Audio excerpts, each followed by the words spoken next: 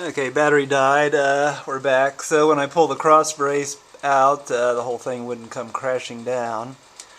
Cross braces, two 19-inch or 19mm bolts.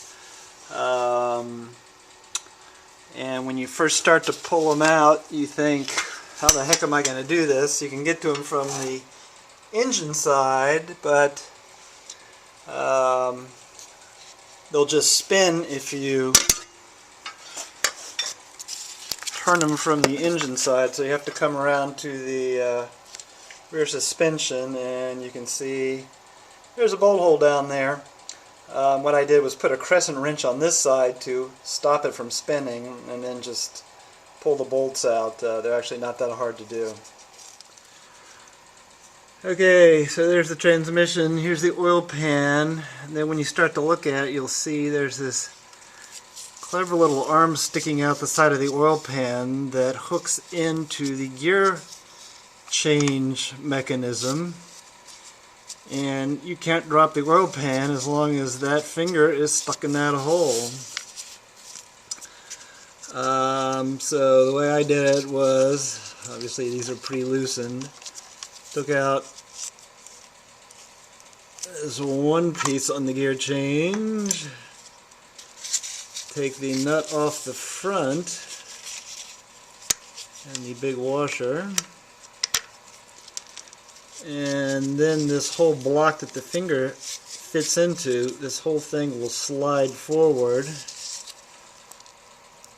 and you can get it out, and then the finger will be free.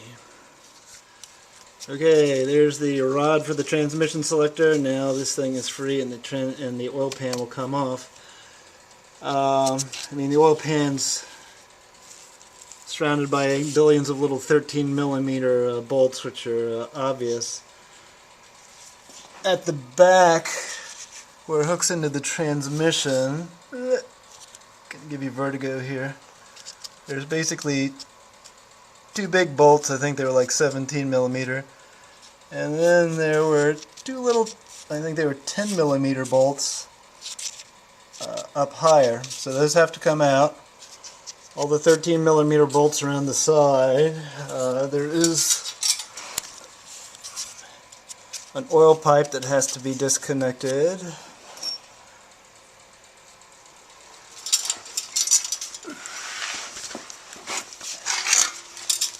And then on the front here, you just disconnect the alternator from the brace there. After I undid all my 13mm bolts, the alternator brace is a nice place to put a piece of wood and smack down to break the oil pan free from the engine block. And on the other side at the front, there's the brackets for the AC compressor. So a little smacking on that, and the oil pan actually drops off fairly easily. Okay, once you get your oil pan off, now you have to deal with the panel at the front of the engine here. The crankshaft has a rubber seal around it, and when you pull the cover off, the rubber seal will stay with the cover, the crankshaft will stay right where it is, the key can stay there. For the wheel that powers the cam belt drive, there is a key along the side of that shaft that needs to come out, which is not too hard to get out. Then you just pull all the bolts out around the cover to get it to kind of pop free. Believe it or not, I put a come along here in the hole for the engine sensor and gave it a little yank, and that popped it on this side. And took a little block of wood and put it against the bolts down here and gave them a gentle tap to pop it free from the other side.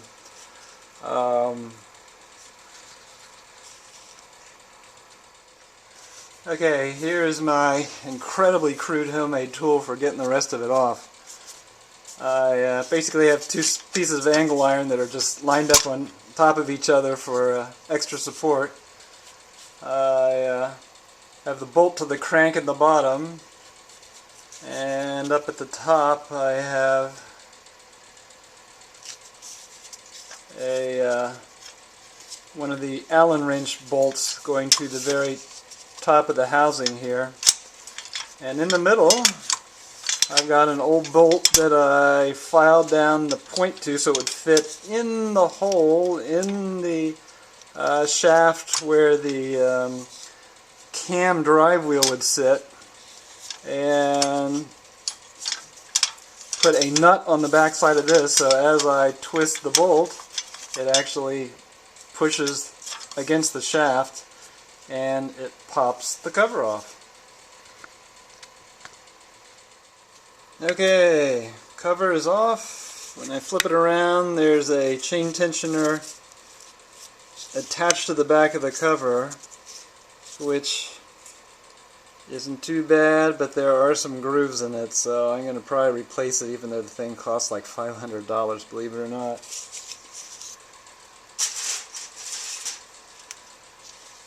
The other tensioner, even though the engine is like got 18,000 miles on it, is pretty ugly looking, which makes me glad that I went through all this crap to get to it.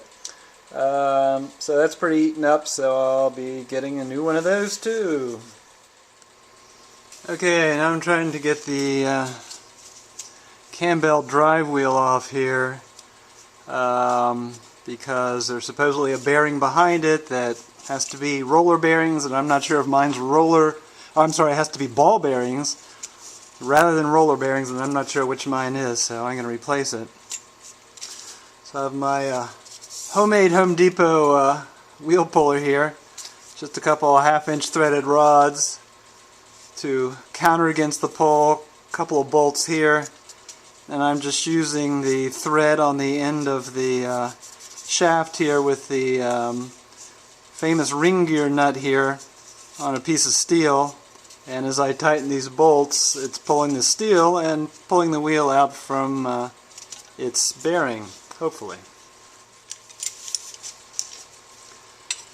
Okay, just cranking along here.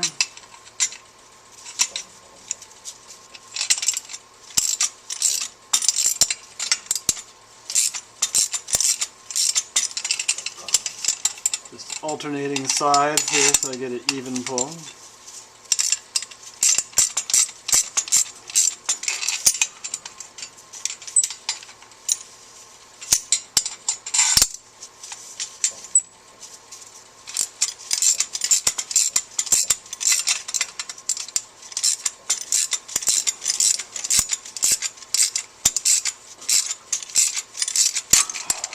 And there it comes.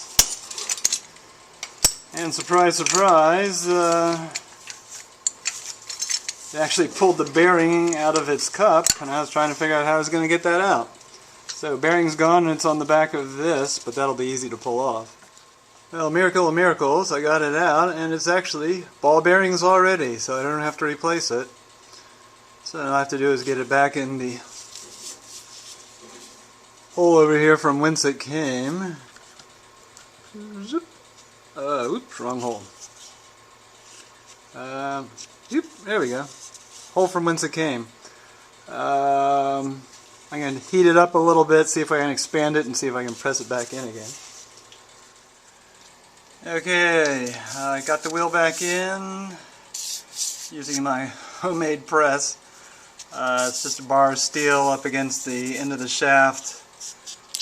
Got one bolt off the stud coming out here that holds the front plate on, and using this other big bolt that I think is part of the water pump that's gone now. So just tighten on this. I heated up the ring that the bearing goes in and shoved it home, and there it is.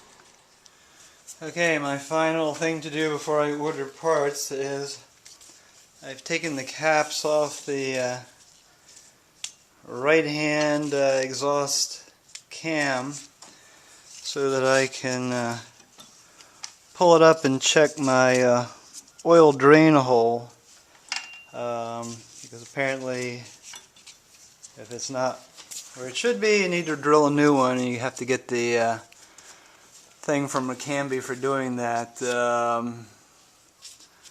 There's my drain hole.